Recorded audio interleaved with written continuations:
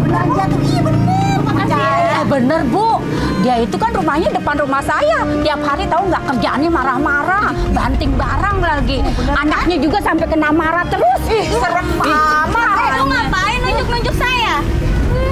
Biarin aja lu kenapa? Kalian ngapain ngegosipin orang kurang kerjaan? Emangnya kenapa? Ini bukan gosip tapi fakta. Kamu itu stres. Ya jelas tadi sama ibu apa? Ngapain kalian ngurusin orang? Kamu sama ibu kamu. Ih. Mati-mati saya udah tua. Urus keluarga mati-mati dong. Rumah tangga. Mulut kalian tuh yang dijaga. Ngapain ngurusin orang? Kan bisa kalau ngomong orang stres. Kalian yang stres. Banyak ada urusan kalian ya.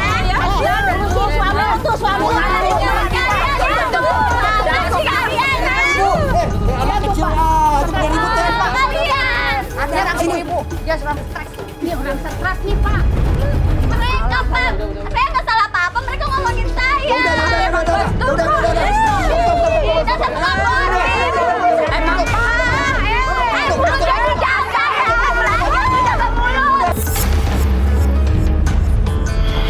Kalau misalnya kita punya nih menemukan tetangga seperti itu harusnya apa yang harus kita lakukan nih Pak Ustaz? Pemirsa yang dirahmati oleh Allah, di syariat kita itu ada namanya hakul jar, hak bertetangga, gitu kan? Antar tetangga dan tetangga itu saling menghormati. Dulu ada kisah seorang ulama, seorang kiai, karena kiai di kampung, ini tetangganya berantem terus nih, gitu kan? Persis nih Bu Via dengan tetangganya berantem. Karena apa? Merasa diganggu kan? Tapi kerennya nih sang kiai didatang Pak Kiai, tetangga saya selalu mengganggu saya. Yang satu ngomong dia mengolok-olok saya gila gitu kira-kira. Apa kata Kiai? Al-jar wal majruru muta'alliqon. Tetangga dan saling tetangga itu harus saling berhubungan. Maksudnya apa? Kalau ada tetangganya sakit, bukan malah diolok-olok, bukan malah dicaci maki, bukan malah dihina, ditolong. Kita tahu Ibu Via ini sedang sakit. Entahlah misalnya sakitnya karena guna-guna atau memang stres misalnya, ini bener nih. Ya nggak pantas kita itu sesama tetangga saling mengolok. Dalam hadis Rasulullah mengatakan al-muslimu man salimal muslim min lisanihi wa yadihi. Orang tuh kalau dikatakan muslim baik itu kalau tetangganya, orang sekitarnya merasa aman dari lesannya, dari tangannya. Ini pelajaran bagi kita semuanya. Kalau ada seperti Ibu Via ini, wahai tetangga, jangan malah kita olok-olok. Kalau perlu malah aib tetangga itu ditutupin. Man satara uyuba akhihi satarallahu uyubahu yaumal qiyamah. Barang siapa menutup aib saudaranya, menutup aib tetangganya. Ibu Via ini sekarang sedang sakit. Ini kan aib. Gitu kan? Sedang teriak malam-malam, kelihatan berantem sama suami. Tapi alhamdulillah suaminya sabar. Ini aib. Janjinya Rasulullah, barang siapa menutup aib tetangganya, menutup aib saudaranya, Allah akan tutup aib-aib kita nanti di hari kiamat. Kita ini nggak ada yang nggak punya aib, nggak ada yang punya kita bersih suci nggak ada. Pasti semuanya punya aib. Cuma kadang aib kita sedang ditutup oleh Allah. Kita beruntung. Makanya kita tutuplah aib orang lain agar nanti aib kita ditutup oleh Allah. Itu pelajaran kita ini, Mas Farid. Mafia sering ribut kayak gitu. Tadi kan katanya ada juga masalah soal ekonomi di rumahnya, di rumah tangga ya. Nah boleh tahu nggak suaminya kerja di mana? Sudah bekerja? Iya, suami saya sudah bekerja, tapi ngojek online. Oke, cuma online. Sementara Mbak Fianya sendiri saya kerja? belum bekerja. Belum bekerja. Saya ngurus anak aja. Iya. Oke, jadi selama bekerja tapi semua kewajiban apa yang dilakukan suami dilaksanakan kan ya? Tapi akhir-akhir ini suami saya mulai berubah sikapnya. Iya. Dia jadi pulang maksudnya dari pagi kerja pulang sampai pagi lagi. Iya, saya nungguin setiap malam. Udah pernah nanya sama suami kenapa dari pagi-pagi pulang pagi lagi? Udah pernah nanya? Udah, Terus katanya jawabannya? sedang mencari rezeki, Sedang mencari cari rezeki, nafkah, cari iya, nafkah. Iya, iya. buat saya dan anak-anak. Tapi setiap saya tanya uangnya kemana, katanya ada di ATM, tapi saya nggak dikasih. Ya, ya. Oke, gimana nih Pak Ustadz nih? Ini persoalan nambah lagi, Mas. Ya. Ini pemirsa, para suami itu wajib mencarikan rezeki, tapi wajib juga menjaga. Jadi nggak ada orang suami sampai 24 jam, kecuali memang lagi keluar kota nih. Ini kan misalnya hanya kerjanya di dalam kota. Masa iya misalnya Jakarta Utara sampai Jakarta Selatan, misalnya begitu, nggak bisa pulang. Perhatikan wahai suami, istri punya hak untuk dilindungi. Kewajiban nafkah itu tidak hanya nafkah lahir, tetapi juga batin. Batin itu bukan hanya syahwat, bukan karena hubungan badan, tapi ketenangan, pengayoman, itu penting. Kan begitu? Iya.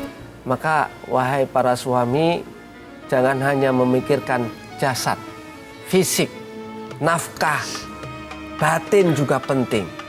Nafkah ketenangan itu penting. Karena kita ini terdiri dari dua, jasmani dan rohani.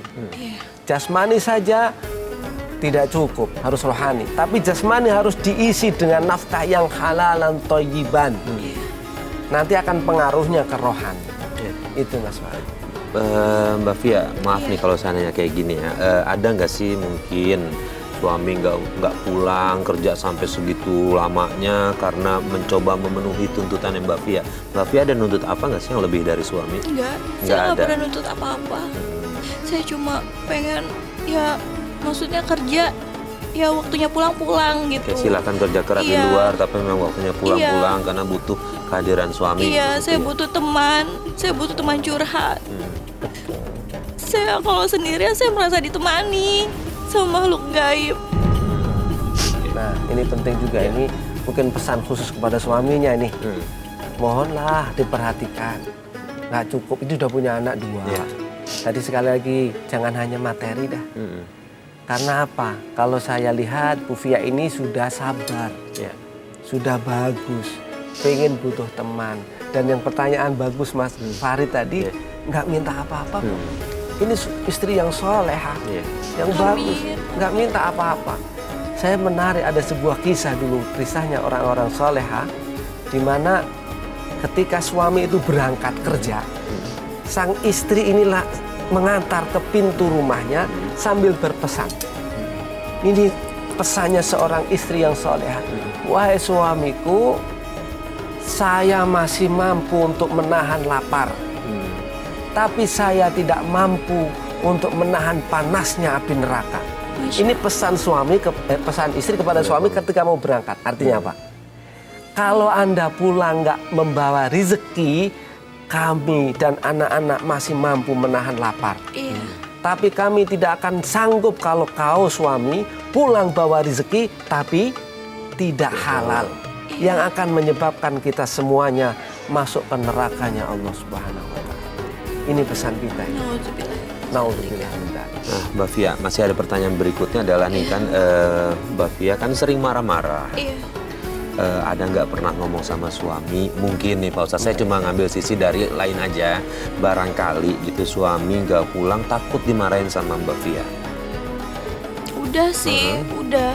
Tapi dia selalu cuek sama saya. Nah, cuek. Iya. Oke ya, mungkin tadi mudah-mudahan nih rekaman ini atau misalnya suaminya Mbak Fia lihat, nonton atau rekaman nanti kita kasih, mudah-mudahan dia ada tersentuh hatinya Pak Ustadz Amin, ya. amin. Kita Mungkin kan berharap. ada beberapa suami memang berpikir ketika disuruh nyari kerja ya udah intinya gue udah maksimal kerja ya tolong lu juga inget pahamin gue. Nah ini apa kasus standar yang ada di rumah tangga biasanya nih Pak Ustadz. Betul. Mudah-mudahan nggak begitulah ya. Ya, mudah-mudahan Karena suaminya nggak ngerti akan kembali. Iya. Mungkin begini Ibu Fia, coba dirubah cara mempergauli dengan dirubah sedikit. Ya. Mungkin tadi kan sudah mulai berkurang lah marah-marahnya. Iya. Ya mungkin fair aja sama suaminya bilang, wah suami saya harap saya nggak akan minta apa-apa. Saya hanya berharap engkau kok yang bisa membimbing saya. Itu lebih enak ya, lebih indah insya Allah. Karena apapun kejadiannya lebih baik kita bersatu ya. Ya, saya takutnya dia berubah karena saya seperti ini gitu. Mudah-mudahan. Makanya terus memohon kepada Allah. Iya. Ibu Fia bersyukur dapat suami yang luar biasa. Iya. Kita berharap mudah-mudahan ini masih langgeng. Amin. Artinya tetap dijalin komunikasi sama suami dan Iya. jangan putus komunikasi sama Allahnya Pak Ustadz. Ya, itu yang paling penting sih. Iya. Oke, Mbak Fia ada yang mau ditanya lagi ke Pak Ustadz? Saya mau bertanya Pak Ustadz, bagaimana cara saya agar saya bisa menghindari orang-orang yang menjolimi saya? Pertama sudah kita nggak usah suudon sama orang. Udah itu aja satu. Misalnya kalau ada berbuat dolim, ikhlasin aja. Baik, Gitu. Pak Ustadz. Memang sebagai manusia kita berhak kok melakukan perlawanan atas orang yang berbuat dolim itu boleh. Iya. Tetapi kalau kita mau meningkat lebih di atas, yang disebut ihsan, itu kita mengampunin sudah. Iya. Karena ada sebuah hadis, ada seorang sahabat dijamin masuk surga oleh Rasulullah SAW, itu hanya gara-gara dia itu ikhlas atas perlakuan orang kepada dirinya. Inni ufawwidu jami'a umuri ilaika ya Allah. Saya sudah serahkan semuanya kepada Engkau ya Allah. Saya ikhlaskan semua orang yang pernah berbuat kepada saya. Iya. Tapi kalau kita punya kewajiban, kita penuhin. Itu dijamin oleh Rasulullah orang yang masuk surga. Amin. Amin ya Rabbal Sudah kalau udah Alamin. berbuat dolim, ya kalau kita bisa ingetin, kita ingetin. Anda dolim sama saya. Iya. Kita misalnya orang punya hutang sama kita wajib tagih.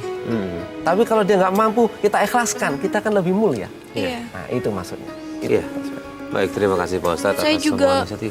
gimana caranya biar saya bisa jadi orang yang normal lagi kembali? Ya tadi saya sarankan diulangi lagi, tetap membantu orang Pak Ustadz atau yang diruqyah. Iya. Bantuan yang paling afdal dari diri sendiri. Iya. Habis sholat baca Al-Ikhlas 3 kali, Al-Falaq, An-Nas, kemudian ayat kursi.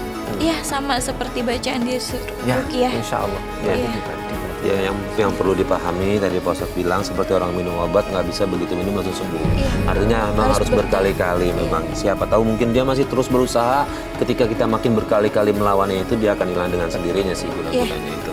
Baik, terima kasih Mbak Fia sudah berbagi cerita dengan kita. Mudah-mudahan ini bisa menjadi pelajaran Pak Ustadz buat Iya. pemirsa di rumah agar tidak terulang kembali atau bahkan tidak terjadi lagi hal seperti ini. Amin. Terima Pak Ustadz, kasih, ya Mas Farid. sama-sama. Pak Ustadz juga terima kasih ya. Sama-sama. Mudah-mudahan manfaat. Amin ya rabbal Amin alamin. ya Rabbal